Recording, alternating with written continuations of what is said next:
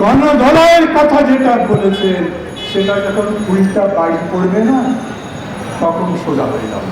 মনের মধ্যে জেদ, মাথার মধ্যে আগুন, প্রতিহিংসার আগুন, দেখতে পারে না বিরোধী দলকে, মনের সুখে রাজত্ব করবে। কিন্তু আমরা সবসময় বলি আমাদের সুখ নাই, আপনি কিভাবে সুখে থাকেন? উনি আমাদের বিরুদ্ধে বলতেই শুরু করেছেন। শেখ হাসিনা গতকাল সংবাদ সম্মেলন করে বলেছেন না, রোজার মধ্যে জিনিসের দাম বাড়বে না। সবাই শুনেছেন, মনে রাখবেন রোজার কতদিন আছে বাকি? হয়তো 20 দিনও না, বা 20 দিন যদি ঠিক মতো করেন, এই 20 দিন পরে রোজার আগে যদি জিনিসের দাম বাড়ে তখন কি হবে? আমি তখন বক্তৃতায় বলবো, শেখ হাসিনা আসলে বোঝে না, বাজার বোঝে না, অর্থনীতি বোঝে না, জিনিসের দাম কেমনে বাড়ে কেমনে কমে না, ওইটা বোঝে। আমি যদি বলি ওইটা বোঝেন না তাহলে ঠিক না। কারণ সকালে পেঁয়াজের দাম 40 টাকা, বিকালে বিক্রি করে 50 টাকা, এই সময়ের মধ্যে 10 টাকা বাড়ে। উনি তা তো বন্ধ করেন না। উনি বলছেন ওই যে ওরা গতবার পেঁয়াজ লুকিয়ে রেখেছে, সেই গরমের মধ্যে পেঁয়াজ ভিজে ভিজে পচে গেছে, তাই পেঁয়াজের দাম বেড়েছে। উনি বোঝেন মনে হয়? দাম কমাতে পারবে না? যদি পারে বিনীতভাবে বলি চাপাবাজি ছেড়ে দেবে, এই ধরনের ফালতু কথা বলা ছেড়ে দেবে। আপনি ছাড়েন, আপনাদের নেতাদের বলে যা যা করেছেন এগুলো সব আমরা জানি। মানুষ জানে কারা জিনিসের দাম বাড়িয়েছে, মানুষ জানে কারা সম্পদ লুট করছে, মানুষ জানে কারা ব্যাংকগুলো খেয়ে ফেলেছে, মানুষ জানে কারা ভোট চোরে, কারা ভোটের টাকা, কারা দেশের সম্পদ বিদেশে বিক্রি করে দিচ্ছে, পাচার করে দিচ্ছে, বিদেশের কাছে আমাদের সমস্ত সম্মান নষ্ট করছে। শেখ হাসিনা খালি ভোট চোর, শেখ হাসিনা ব্যাংক চোর, শেখ হাসিনা রিজার্ভ চোর, শেখ হাসিনা দেশের সম্পদ চোর, শেখ হাসিনা মানুষের ভোটের অধিকারের সাথে সব অধিকার চুরি করেছে। আমাদের স্লোগান আমরা যা দেই তা দেব, কিন্তু তার সাথে নতুন স্লোগানও আসবে। আমরা আমাদের দলের পক্ষ থেকে এই ঢাকা মহানগরে এই পর্যন্ত 12টা স্বাক্ষর অভিযান করেছি। এইরকম রাস্তার পাশে দাঁড়িয়ে বসে টেবিল বিছিয়ে কাপড়ের মধ্যে সবাই সই করেছেন। আমরা মাইকে বলেছি যারা ভোট দিতে পারেননি এখানে সই দেন, তার মানে আপনি এখানে ভোট দিলেন এইটা মনে করেন। আমরা যদি ভোট পাই তাহলে আপনাদের ভোটের অধিকার তো পাবেনই, তার সাথে সাথে আমরা এই দেশটাও বদলে দেব, দেশের জনগণের কষ্ট লাঘব করব, আমরা জিনিসপত্রের দাম কমাবো, আমরা মানুষের সুচিকিৎসা সুলভ করবার চেষ্টা করব, আমরা মানুষের শিক্ষার ব্যবস্থা করব, বিচার মানুষের দোরগোড়ায় পৌঁছে দেবার চেষ্টা করব। একটা লম্বা কর্মসূচির কথা বললাম অল্প কথার মধ্যে, কিন্তু আমরা বিশ্বাস করি আমরা যদি ক্ষমতায় যেতে পারি তাহলে আমরা বাংলাদেশকে এইভাবে গুণগতভাবে পরিবর্তন করতে পারব। কথার মধ্যে খারাপ কি আছে? ওবায়দুল কাদের সাহেবের পছন্দ হয় না। উনি পরশুদিন বোধহয় বক্তৃতা করেছেন বিএনপি কাদের সাথে ঐক্য করছে, সব ছোট ছোট দল, আমরা তো খুঁজেই পাই না। ওবায়দুল কাদের সাহেব, আমরা তো গণতন্ত্র মঞ্চের নেতারা এই স্বাক্ষর কর্মসূচিতে যাই। এই নেতারা যারা এখানে আছেন, যারা 12 দলে আছেন, যারা সমমনা দলে আছেন, যারা বিএনপিতে আছেন, তারাও এখানে যান। আমরা মাইকের লোকজনের সাথে কথা বলি।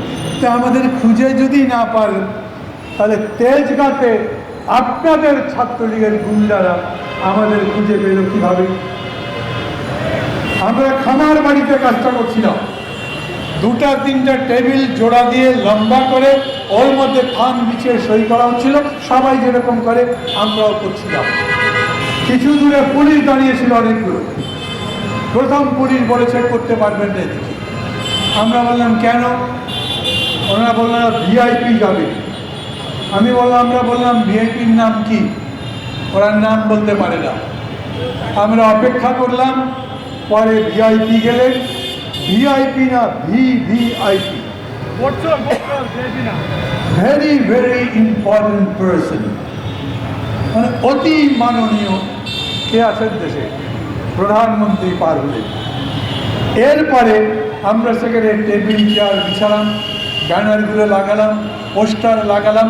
আমি সেখানে যাইনি, তখন পর্যন্ত আমাদের সাধারণ সম্পাদক শহীদুল্লাহ কায়সার যায়নি, আমাদের জোটের যারা নেতা তারা কেউ পৌঁছায়নি। এই রকম সময় ছাত্রলীগের গুন্ডারা ওই পুলিশের পাশে আস্তে আস্তে জড়ো হল। পুলিশ তাদের মানা করবার কথা, অথচ দেখলাম, শুনলাম হামলা করবার পরে বেঞ্চগুলো ভেঙে ফেললো, টেবিল ভেঙে ফেললো। আমাদের ওখানে 50টার মতো চেয়ার ছিল, ওদের হয়তো অফিসের চেয়ার কম, 40টা চেয়ার নিয়ে গেছে। আমরা বলেছি ভাই চেয়ারগুলো ফেরত দাও, ফেরত দেয়নি। ওরা খুবই গরিব পার্টি, আমাদের থেকে 40টা চেয়ার নিতে হয়, নিয়ে যান। কিন্তু আমাদের কাপড়ের মধ্যে যে সই করলাম, মানুষ যেটা সই করলো, যেটা আমাদের ডকুমেন্ট, আমরা যে ডকুমেন্ট সারা দেশের, সারা বিশ্বের মানুষের কাছে এক সময় দেখাবার ইচ্ছা পোষণ করি, দেখো মানুষ তোমাদের চায় না, তার প্রমাণ। সেই কাপড়, সই করা কাপড় অনেকগুলো নিয়ে চলে গেছে। পুলিশের সাথে যাবার সময় হ্যান্ডশেক করেছে, কেউ কেউ বসে চা খেয়েছে। শুনলে যে সাকিব আনোয়ারকে ধরে পিটিয়েছে। ওনারা আমাদের দলকে চেনেন না, কিন্তু সাকিব আনোয়ারকে পেটানোর সময় ওই গুন্ডারা তাকে বলেছে, এইখানকার এই যে স্বাক্ষর অভিযান তুই সংগঠিত করছিস না, তুই এখানকার নেতা, আর তো কাউকে দেখছি না। চেনে না কাকে? মাহমুদুর রহমান মান্নাকে যখন জেলে দিল, 2 বছর জেল কেটেছি, তখন না চিনলে কি আমাকে জেল দিয়েছে? আমার পাসপোর্ট নিয়ে গেছে, আজ পর্যন্ত দেয়নি। 2টা মামলা দিয়েছে, 9 বছর 10 বছর পার হয়েছে, একটা চার্জশিট নাই। কিন্তু প্রতিদিন হাজিরা দিতে হয়, আমাকে পাসপোর্টও ফেরত দেয় না। আমার তো মনে হয় ভালো করেই চেনেন আমাদের, বোঝে আমরা যে কথা বলি সেটা বুকের মধ্যে পেতে, আমরা যে কথা বলি সেটা মানুষের মনের মধ্যে যায়। ওরা জানে এটা তাদের কথা, সত্যি কথা, এবং এই কথা বাস্তবায়ন হলে সত্যি সত্যি বাংলাদেশের চেহারা বদলে যাবে। যদি মনে করেন যে এক সাকিব আনোয়ারকে পিটিয়ে, 3টা টেবিল ভেঙে, 40টা চেয়ার নিয়ে গিয়ে, আমাদের কাপড় যা সই করেছি, 1000 কয়েক সই ছিল, সেগুলো নিয়ে যাবার পরে আমরা আন্দোলন থেকে সরে যাব, তাহলে ভুল করছে। খুব স্পষ্ট করে শোনেন, মা 1 দিন খাবো, 2 দিন খাবো, 3 দিন খাবো, কিন্তু 4 দিনের দিন ঘুরে দাঁড়াবো।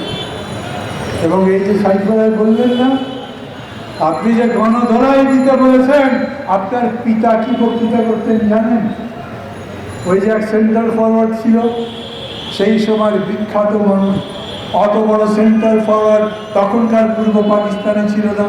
উনি বলতেন, ওর মাথায় যদি বল যায়, গোলকিপার 2 দিকে সাবধান থাকো, কোন গোলের মধ্যে বল ঢুকিয়ে দেয় তার ঠিক নেই।